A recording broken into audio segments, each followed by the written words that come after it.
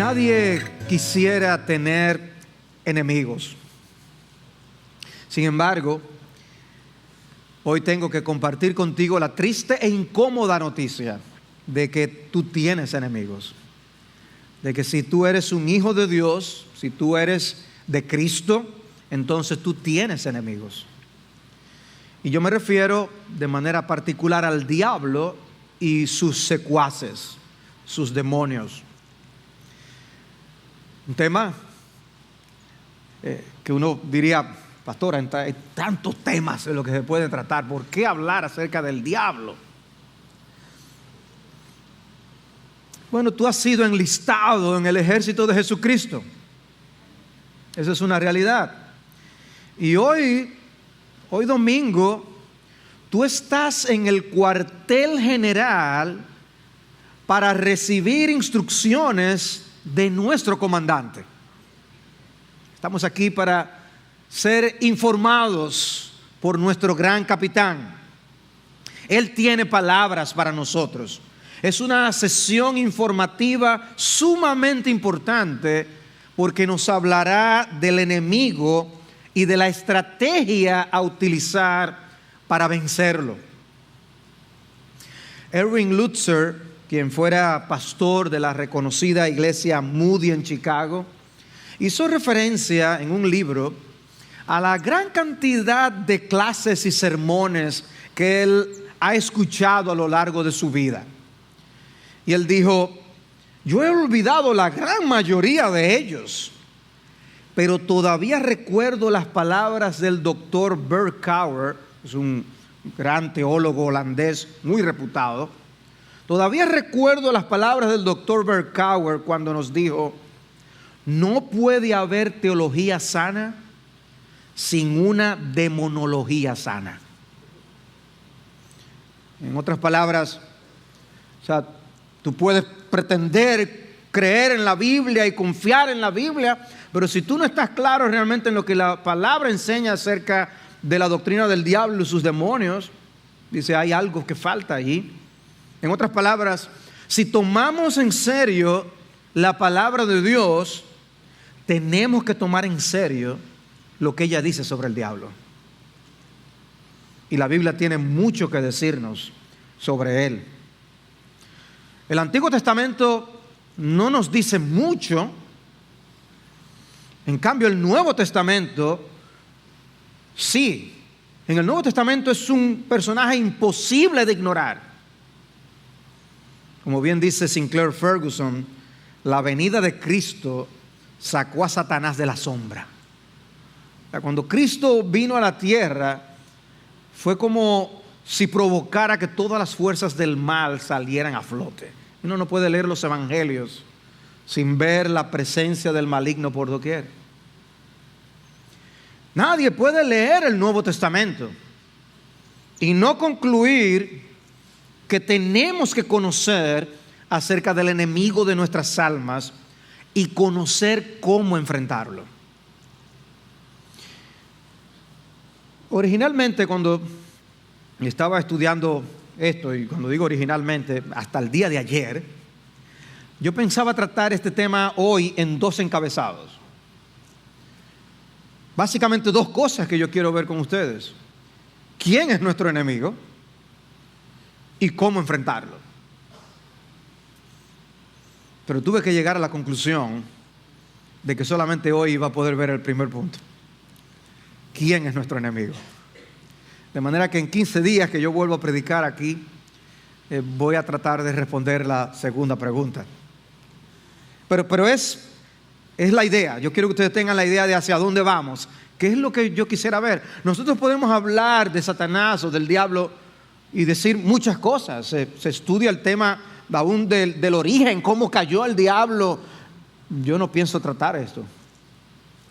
Me quiero concentrar básicamente en quién Él es y cómo enfrentarlo.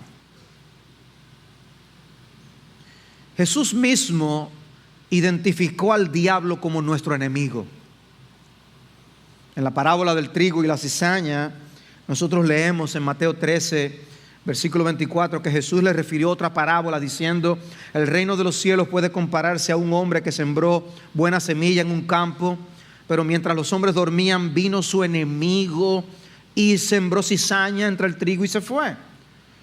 Él les dijo: un enemigo que ha hecho esto, cuando estaba explicando la parábola. Y los siervos le dijeron: ¿quién es pues que vayamos? ¿Quieres que pues que vayamos y la recojamos? Etcétera, hablando de la cizaña. Y dice Cristo en el versículo 39 explicando: y el enemigo que la sembró es el diablo. La palabra hebrea Satanás en el Antiguo Testamento significa el adversario. Él es el adversario. Por eso el énfasis en que Él es nuestro enemigo y que nosotros somos enemigos del ángel de luz. Pedro, en el Nuevo Testamento, por su parte, lo identifica explícitamente como vuestro adversario el diablo.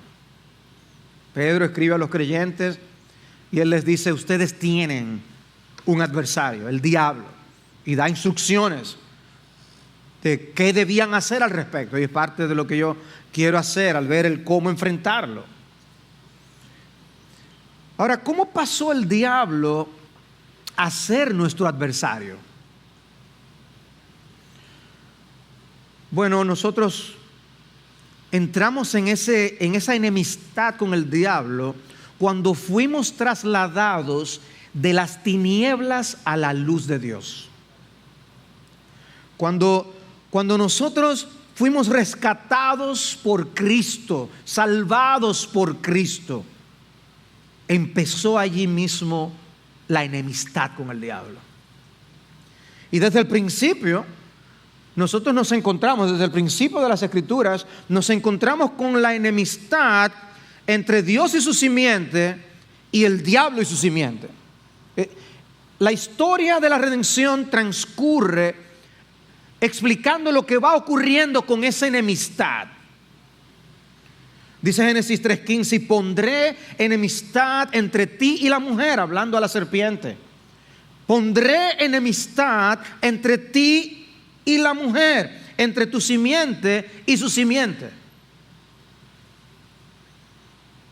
Desde ese momento ya hay una guerra declarada que no se detendrá hasta que al final de la historia Satanás sea derrotado y arrojado al infierno. Toda la historia bíblica refleja esa realidad, refleja las consecuencias de esa guerra en la que nosotros nos encontramos, y el hecho de que la humanidad está dividida en dos bandos. Los hombres pueden ser muchas cosas, pero a final de cuentas, o somos del diablo o somos de Dios. ¿Por qué mató Caín a su hermano Abel? Y eso nos vamos a los primeros capítulos del libro de Génesis al tratar esto. Bueno, el apóstol Juan lo describe con estas simples palabras de 1 de Juan capítulo 3 versículo 10. En esto se reconocen los hijos de Dios y los hijos del diablo. Todo aquel que no practica la justicia no es de Dios, tampoco aquel que no ama a su hermano. Porque este es el mensaje que habéis oído desde el principio, que nos amemos unos a otros. No como Caín, que era del maligno y mató a su hermano. Y entonces pregunta: ¿y por qué causa lo mató? Porque sus obras eran malas y las de su hermano justas. O sea, esa enemistad declarada de Génesis 3:15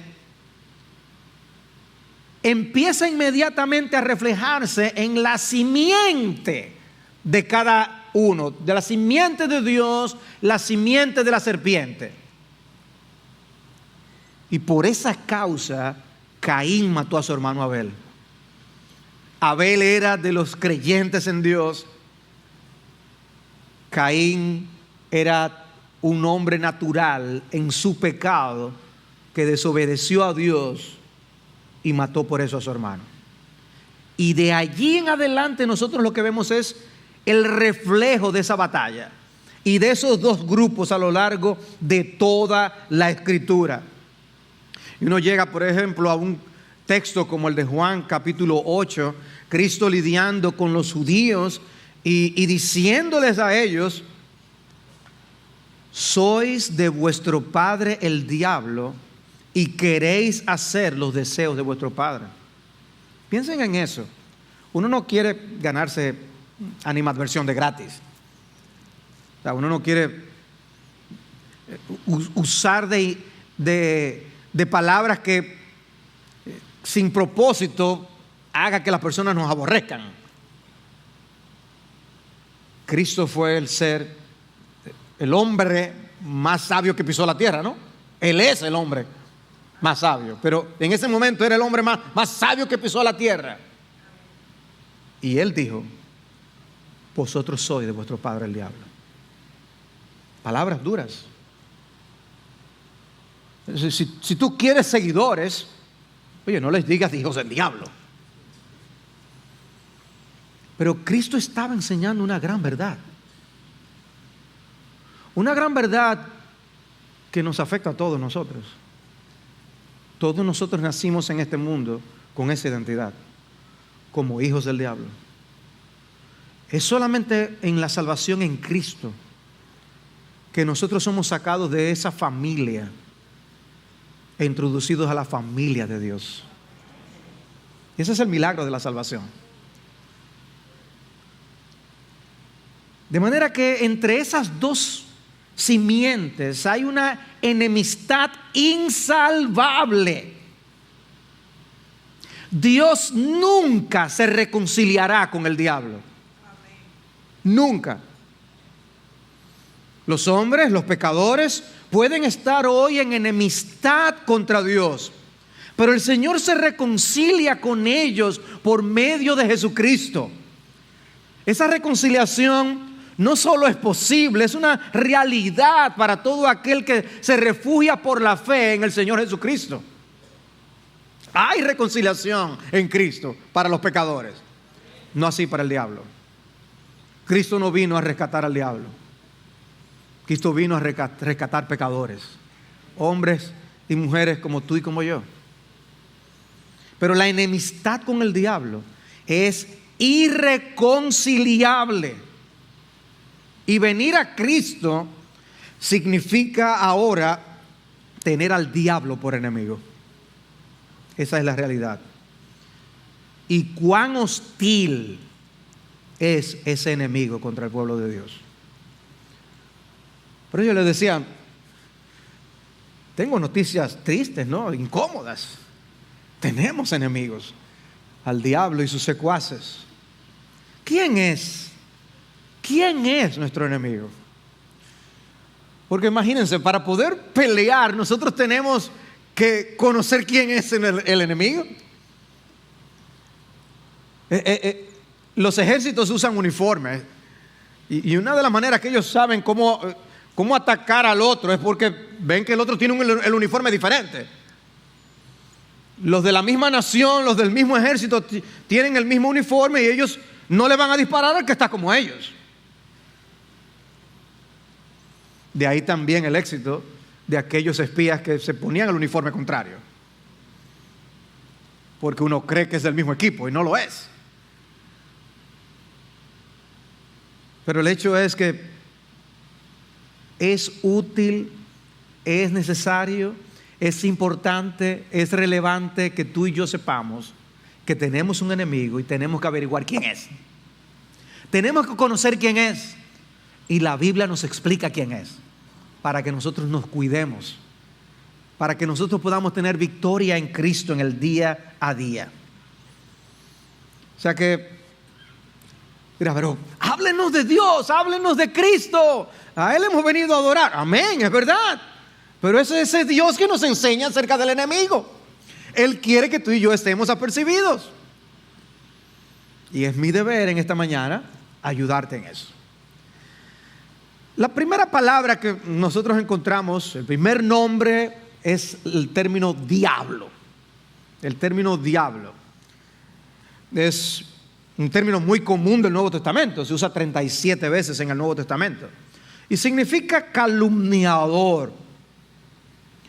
Y con la excepción de 3 pasajes en las epístolas pastorales, donde se usa como un adjetivo para hablar de hombres y mujeres calumniadores, porque ser un calumniador es actuar como el diablo. Esa es la palabra diabolos. Pero el resto de las veces se usa para referirse al diablo. Es el término común para referirse a nuestro enemigo. Miren lo que dice Apocalipsis 12:9. Y fue arrojado el gran dragón, la serpiente antigua, que se llama Diablo y Satanás. Quiere que nosotros sepamos cuál es su identidad para que nos cuidemos debidamente. El segundo nombre es el nombre Satanás. Satanás aparece en Mateo 4:10 en el contexto de la tentación que el pastor Sigfrido leyó. Dice: entonces Jesús le dijo: vete, Satanás, porque escrito está: al Señor tu Dios adorarás y a Él solo servirás. Su nombre, Satanás. En el contexto dice: el diablo le tentó, pero cuando Cristo le habla, le llama Satanás. Y como yo les decía, es un concepto que conlleva el aspecto de ser un adversario, de donde viene el origen hebreo de ese término. Es un oponente, también se usa más de 30 veces en el Nuevo Testamento.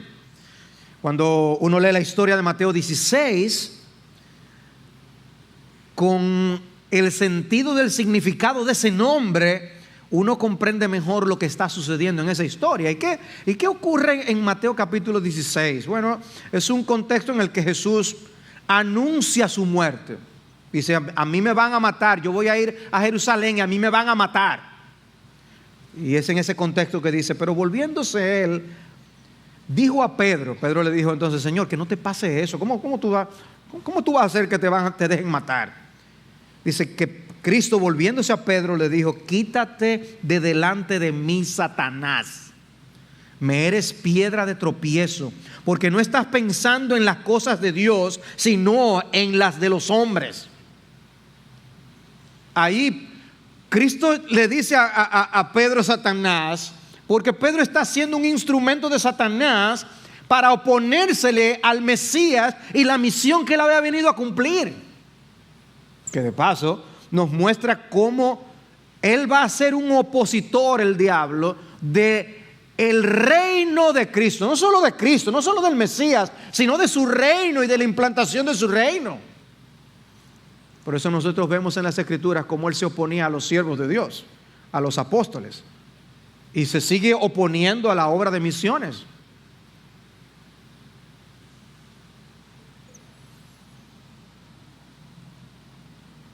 Pero además de nombres, el Nuevo Testamento nos da algunas características de nuestro enemigo. Por ejemplo, lo llama mentiroso. Mentiroso. Yo les leí Juan 8:44, pero solo les leí una parte. El texto dice: sois de vuestro padre el diablo y queréis hacer los deseos de vuestro padre. Él fue un homicida desde el principio y no se ha mantenido en la verdad, porque no hay verdad en él. Cuando habla mentira, habla de su propia naturaleza, porque es mentiroso y el padre de la mentira. Wow. Aquí estamos entrando entonces en el terreno de poder descubrir que aquel enemigo con el que nosotros estamos peleando va a usar sus tretas para hacernos desobedecer a nuestro Dios y llevarnos a hacer lo que Él quiere. Él no nos va a hablar según la verdad. Es como ahora cuando uno abre las páginas de un periódico, o cuando uno lee algunas cosas en los medios de comunicación o las ve, que uno tiene que cuestionarse si eso es realmente así. Y uno tiene que preguntar, ¿y quién fue que escribió eso? ¿Y qué puede haber detrás que haya movido a esa persona a escribir lo que escribió? Cuidado si esa persona está siendo influenciada por el dueño de ese medio de comunicación. Cuidado si aquí detrás hay algunos patrocinadores que hacen que la noticia sea inclinada de tal forma. Uno tiene que cuidarse de la información que todo el mundo está leyendo, porque a propósito tergiversan las cosas, ponen titulares torcidos o el contenido de un entrevistado es cambiado para comunicar algo diferente. El maestro de todo eso es el diablo. El enemigo que tú y yo estamos enfrentando día tras día, día tras día, no nos va a hablar conforme a la verdad. Él te va a decir mentiras. Él te va a decir lo que no es. Y obviamente nos trae a la memoria lo que ocurrió en Génesis capítulo 3 con Eva, ¿no? Y cómo la llevó a cuestionar a Dios y el carácter de Dios. Y ustedes piensan que Él va a hacer algo diferente contigo y conmigo hoy. Él habla. Él susurra. Él tiene muchos medios de comunicación y va a diseminar sus mentiras. Él es mentiroso desde el principio. Hay hombres que son capaces de diseminar sus mentiras sin ser descubiertos. Son personas que tienen astucia. Imagínense entonces la capacidad de mentira que tiene el diablo, que es el papá de ellos. El que enseña todo. Si ustedes leen el libro de las cartas del diablo a su sobrino de C.S. Lewis, pues, tienen una idea. Es genial C.S. Lewis tratando de ponerse en el lugar del diablo, en la mente del diablo. Y el diablo todavía sabe más que C.S. Lewis en ese sentido, ¿no? Pero el diablo no te va a decir la verdad acerca de lo que él te está ofreciendo, acerca de lo que él te está llevando a hacer o decir. Él no te va a decir, mira, lo que yo quiero es destruirte. Él no te va a decir, mira, lo que yo quiero es destruir tu matrimonio. Él no te va a decir, mira, lo que yo quiero es que tú seas un rebelde con tus padres para dañarte la vida. Él no te lo va a decir. Él lo que va a decir, mira, es que no te aman como tú mereces ser amado. Yo quiero tu bien. Y por eso tú tienes que rebelarte en tu casa, para que tú disfrutes lo que es la vida en verdad. No, pero a mí no me va a engañar. Parte del propósito de esto que estamos enseñando hoy es precisamente que nos demos cuenta del gran peligro de ignorar a ese enemigo, de ignorar cómo él actúa.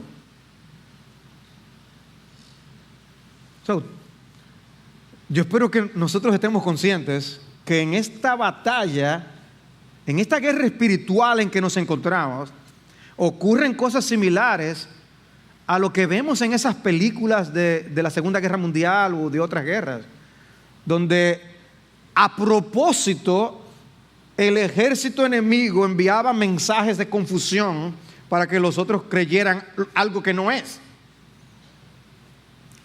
En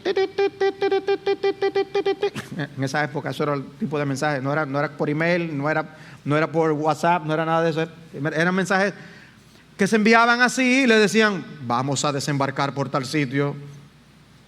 Y lo hacían a propósito para que el ejército enemigo lo leyera, encontrara la información. Y allá estaban los enemigos, es por tal sitio que van a entrar. Y allá enviaban todo su ejército. Y ellos después decían, no es por ahí, es por aquí que vamos a entrar. Es a propósito. El diablo hace lo mismo. El diablo hace lo mismo.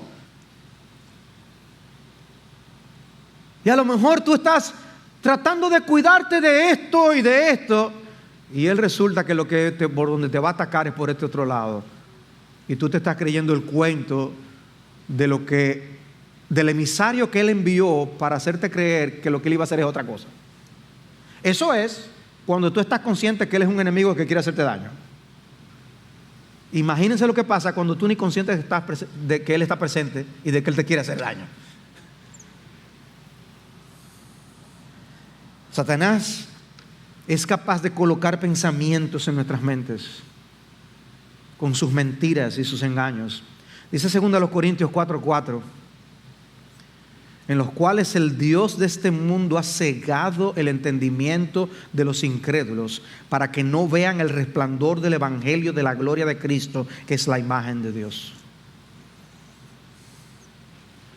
No, yo no creo, porque la verdad que yo no veo evidencia de que Dios exista.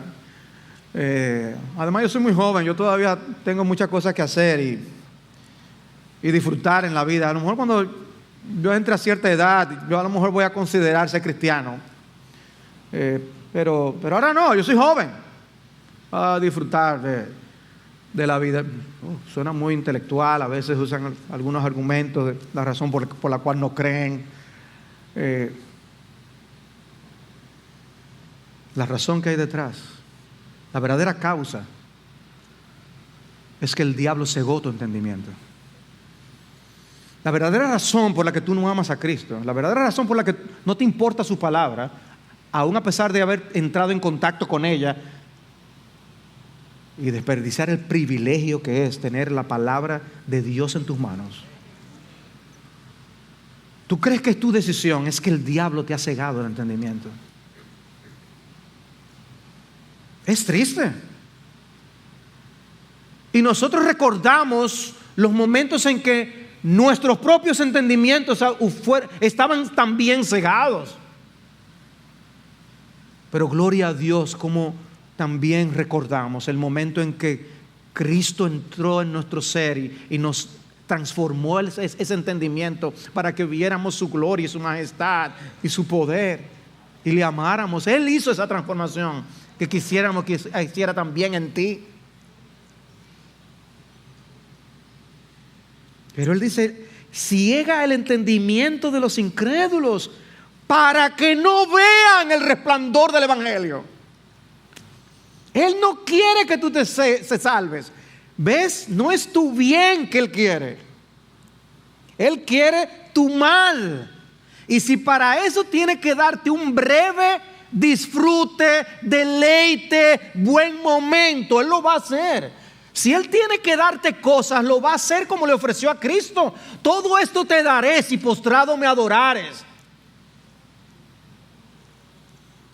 Y normalmente el hombre lo hace por cosas mucho menores que las que les ofreció al Señor Jesús. El diablo te hará creer que la vida sin Dios es mejor y que no vale la pena obedecerle. Pero él no solamente es llamado mentiroso. La Biblia lo llama engañador. Tiene relación con la mentira, pero tiene un aspecto y una dimensión que es bueno tratar por separado. Él es un experto engañando. Él tiene en su récord el haber engañado a alguien sin pecado. Pues tú y yo tenemos pecado. Pero él tiene en su récord que él engañó a alguien que no tenía pecado.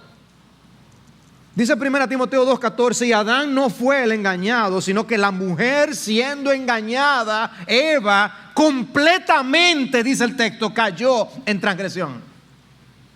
Siendo engañada completamente. Es como dice, pero yo no lo vi. ¿Por dónde salió eso?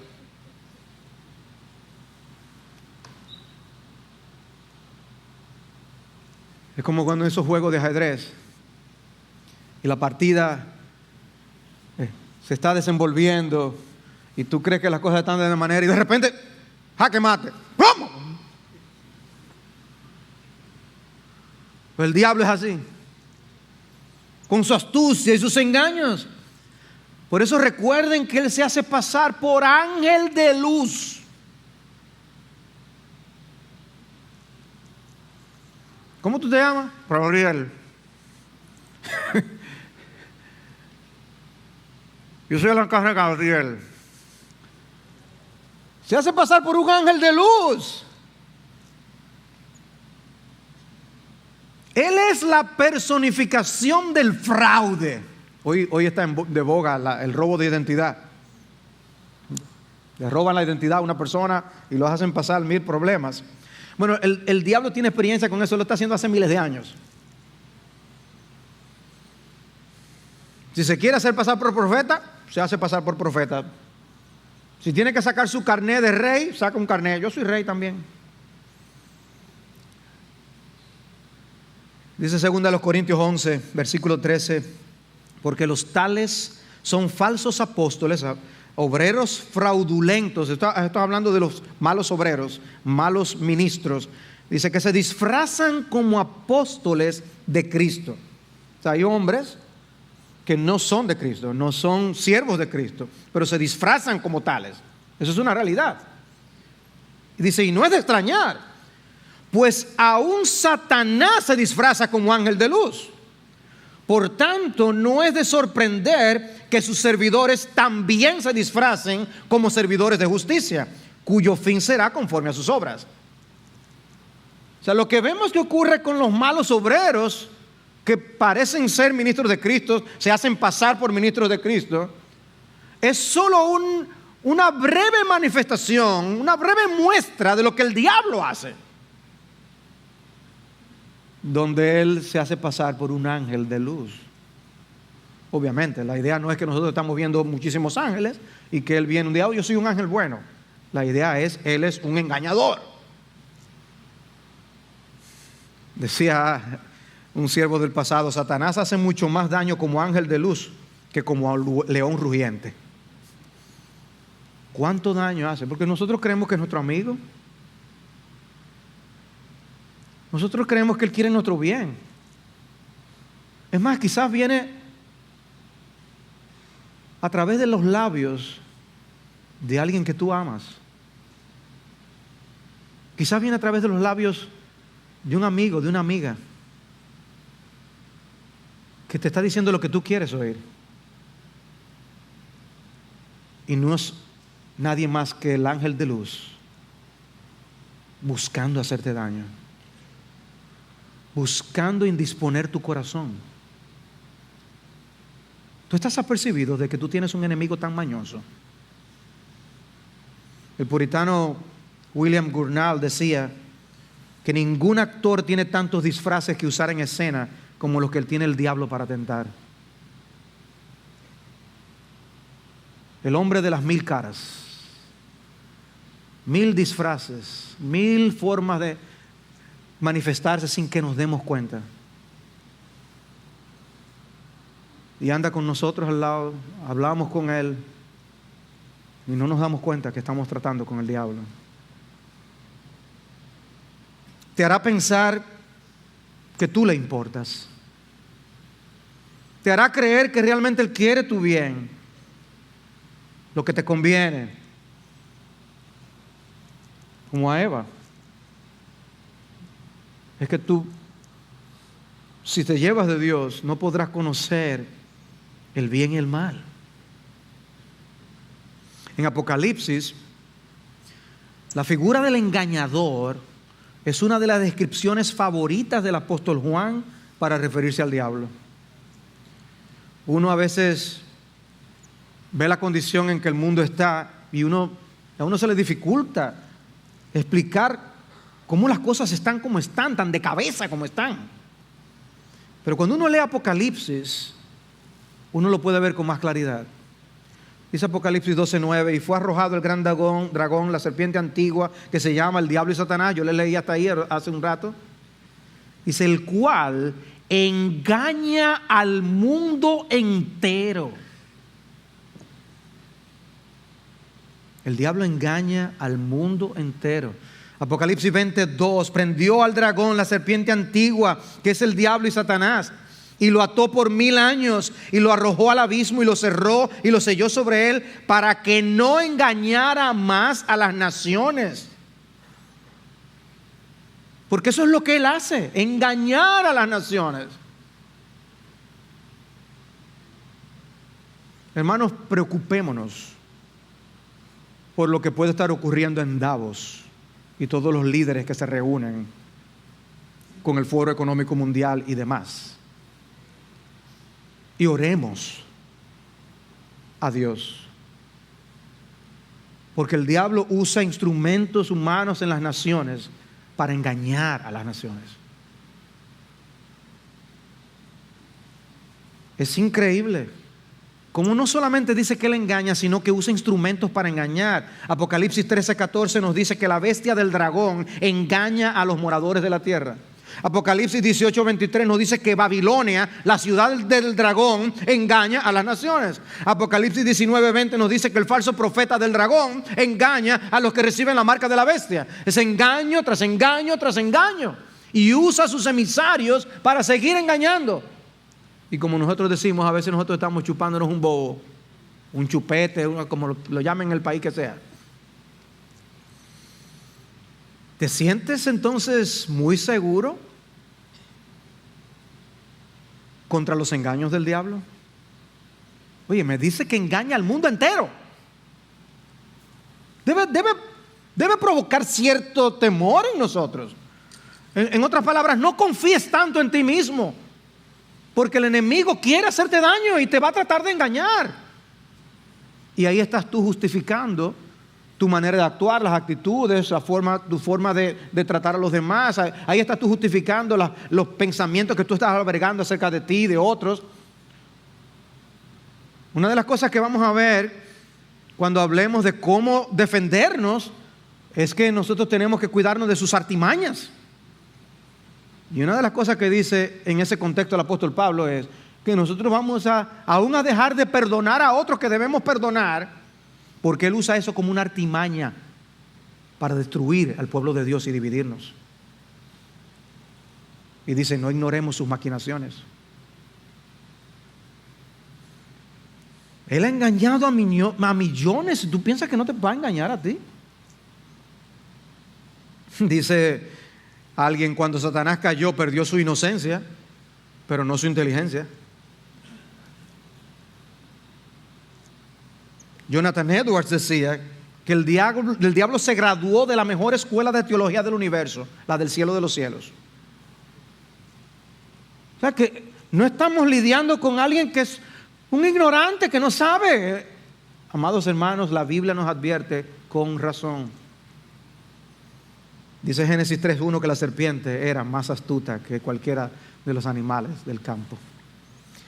Pero no solamente es un engañador, la Biblia también lo describe como el maligno, el malo. ¿Ustedes recuerdan el título? El bueno, el malo y el feo. Bueno, el malo es ese.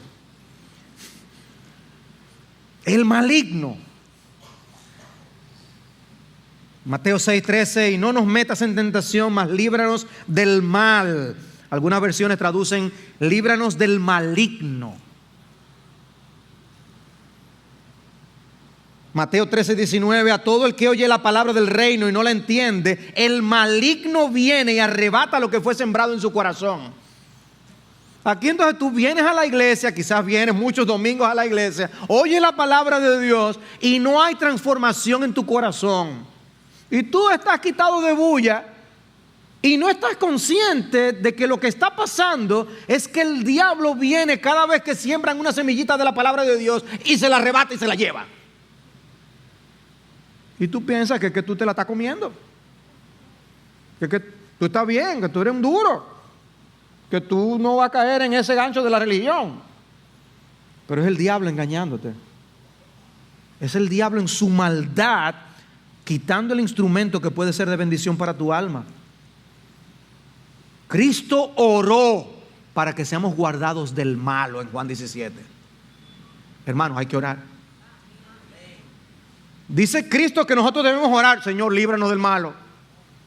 Pero Él mismo oró, Él oró, Señor, guárdalos del malo.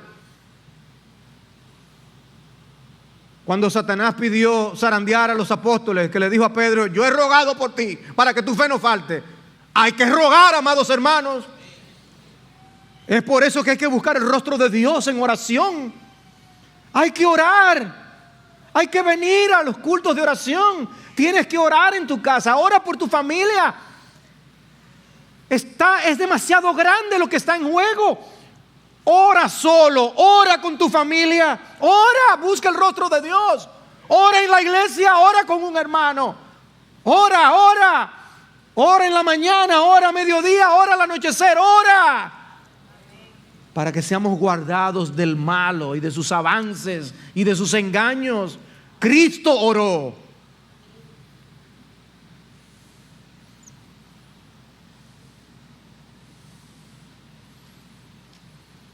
La malignidad de Satanás tiene consecuencias. Tiene consecuencias en los incrédulos y tiene consecuencias en los creyentes. ¿Recuerdan el texto? No como Caín, que era del maligno y mató a su hermano. Eso tuvo consecuencias para Caín y eso tuvo consecuencias para Abel. Pero un ejemplo de la malignidad del diablo yo lo veo en Lucas 13. Allí se presenta el caso de una mujer enferma. Y dice Lucas 13:11, y había allí una mujer que durante 18 años había tenido una enfermedad causada por un espíritu. Estaba encorvada y de ninguna manera se podía enderezar. Dice que Cristo vino, puso las manos sobre ella y al instante se enderezó y glorificaba a Dios. Y dice en el versículo 16 de Lucas 13: y esta, que es hija de Abraham, a la que Satanás ha tenido atada durante 18 largos años, no debía ser libertada de esta ligadura en día de reposo, porque empezaron a criticarlo por sanar a alguien en día de reposo. Pero qué impactante es leer que Satanás la tenía atada durante 18 largos años. Eso muestra la malignidad del diablo. Él no quiere nuestro bien. A él no le importa nuestro bien. En Hechos 10 el apóstol Pedro dice que Cristo vino sanando a todos los oprimidos por el diablo. Me impactó esa frase también. El diablo oprime, el diablo daña, el diablo trae sufrimientos miles en el mundo. Es malo. No le creamos, no nos dejemos engañar. Él no quiere tu bien. Cuando eres terco con Dios, cuando eres rebelde con Dios, no es para tu bien. El diablo se deleita en esclavizar a los hombres. Y Dios puede usar tus esfuerzos evangelísticos para liberar a los esclavos. Dios usa tus palabras y Dios usa tu ejemplo. Eso puede tener un impacto liberador. Dice en 2 Timoteo 2:24: el siervo del Señor no debe ser rencilloso, sino amable para con todos, apto para enseñar, sufrido, corrigiendo tiernamente a los que se oponen, por si acaso Dios les da el arrepentimiento que conduce al pleno conocimiento de la verdad, y volviendo en sí, escapen del lazo del diablo, habiendo estado cautivos de él para hacer su voluntad. Dios puede usar la actitud del siervo y las palabras del siervo para liberar a un esclavo de Satanás. Pero lo que él quiere es mantener la esclavitud. Y tú crees que eres libre, pero no más que eres un esclavo de tus pecados y de Satanás. Y lo que busca es tu destrucción eterna. Cuando Cristo te ofrece libertad, la verdadera libertad, la verdadera vida. Por eso la salvación es descrita por Pablo en Hechos 26 como el pasar del dominio de Satanás a Dios. ¡Wow! ¡Qué cambio! ¡Qué cambio! ¿Tú piensas de la salvación de esa forma? Éramos del dominio de Satanás. Y de un instante, ¡pum!, en el dominio de Dios. ¡Wow! Otro título que usa la Biblia para hablar de Satanás es príncipe de este mundo. Príncipe de este mundo. Es presentado como alguien con autoridad. Dice Efesios 2:2 que nosotros anduvimos en otro tiempo según la corriente de este mundo, conforme al príncipe de la potestad del aire, el espíritu que ahora opera en los hijos de desobediencia. Dice, hay un espíritu, el espíritu del diablo, obrando en los hijos de desobediencia. Y él es el príncipe de la potestad del aire. La palabra de Dios lo describe como alguien a cargo de muchos otros, porque él tiene sus demonios, legiones de ellos. Los fariseos lo llamaron el príncipe de los demonios. Jesús lo llamó el príncipe de este mundo. Pablo lo llamó el Dios de este mundo, según a Corintios 4:4. La bestia y el falso profeta de Apocalipsis son sus siervos. Efesios 6:12 dice que nuestra lucha no es contra sangre y carne, sino contra principados, contra potestades, contra los poderes de este mundo de tinieblas, contra las huestes espirituales de maldad en las regiones celestes. ¿Tú leíste tu Biblia esta mañana? No tuve tiempo. ¿Y oraste? Tú rápido, que tengo una reunión. Contra huestes, principados, potestades, poderes del mundo de las tinieblas, huestes espirituales de maldad. Y no tenemos tiempo para orar, ni leer la Biblia.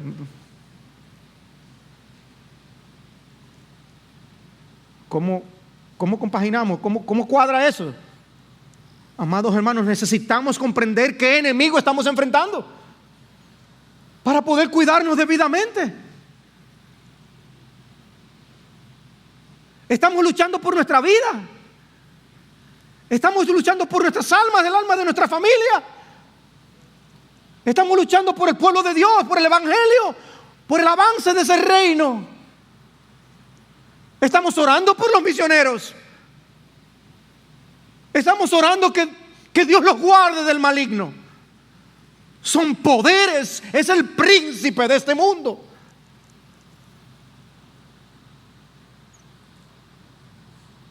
Por eso castillo fuerte. El himno habla como habla de ese enemigo que tenemos.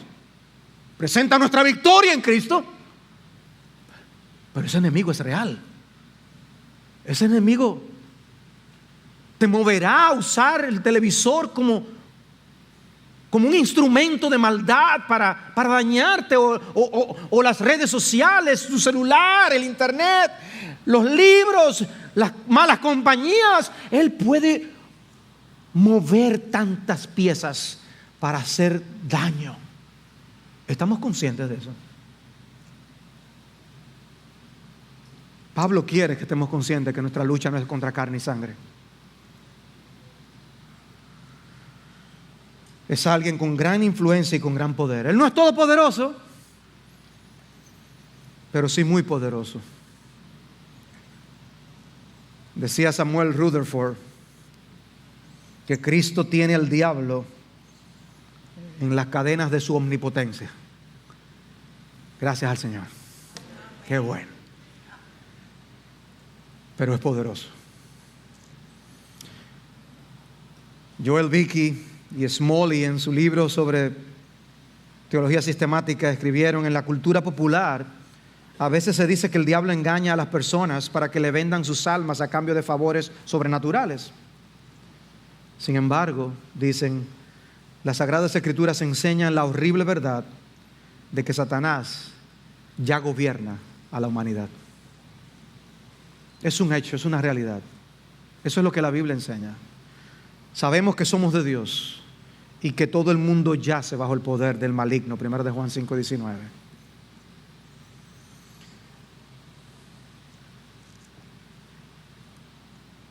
Ahora iba a tratar el tema de que Satanás es el tentador. Dije iba porque ya el tiempo se me fue.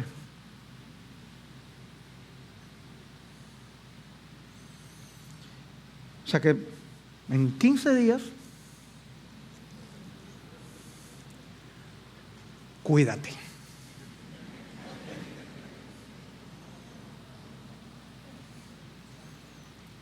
Ora.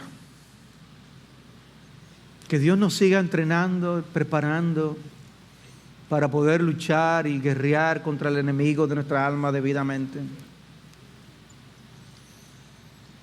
Imagínense cómo vamos a hablar del diablo y no hablar de que él es el tentador. Pero no quiero terminar con esa nota.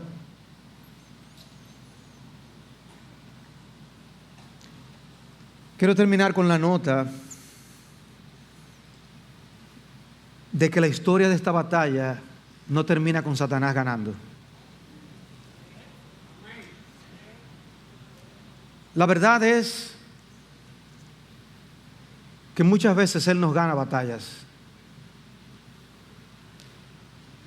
pero más verdad es que Cristo es el vencedor y que nosotros vencimos con él. Hay una gran victoria de Cristo que se llevó a cabo en la cruz del Calvario. Y habrá una victoria final cuando Él regrese por segunda vez y el gran dragón sea echado a las llamas del infierno. En el ínterin, nosotros estamos librando estas batallas diarias, tú y yo, donde nosotros enfrentamos a este fiero enemigo, que espero que ahora tú tengas una mejor idea de cómo él actúa y de cuáles son sus verdaderas intenciones. Y tanto esa victoria en la cruz como esa victoria final son los que te deben impulsar a luchar cada día contra el enemigo de tu alma. Vamos a caer. Yo no te quiero anunciar en este interín, entre victoria y victoria, no te quiero decir que no caerás, pero nosotros tenemos que luchar. Y parte de lo que vamos a ver cuando estudiemos cómo enfrentar a este enemigo es que Dios quiere que le enfrentemos. Dios quiere que le resistamos. Dios quiere que estemos conscientes de sus artimañas para defendernos bien, fortalecidos con poder, el poder de su fuerza, no la nuestra. Y roguemos que seamos librados de tentación. Y roguemos que si entramos en tentación, no caigamos en medio de la tentación. Ojo pelado. Porque el enemigo anda al acecho, buscando cómo hacerte caer, como individuo, como familia, como iglesia, como vemos en los primeros capítulos de Apocalipsis. El Señor tenga misericordia de nosotros. Pero si tú estás aquí sin Cristo, hemos dicho aquí que una de las cosas que el diablo hace es arrebatar las palabras que tú escuchas, la palabra de Dios. No permitas, ruégale a Dios que tú puedas aprovechar la oportunidad de atesorar la palabra en tu corazón. No permitas que el diablo arrebate esa palabra de tu alma. Pídele a Dios por misericordia. Y en un instante, si tú vas a Cristo por medio de la fe, en arrepentimiento de tus pecados, en un instante, tú pasarás del dominio de Satanás al dominio de Dios, de las tinieblas a su luz admirable.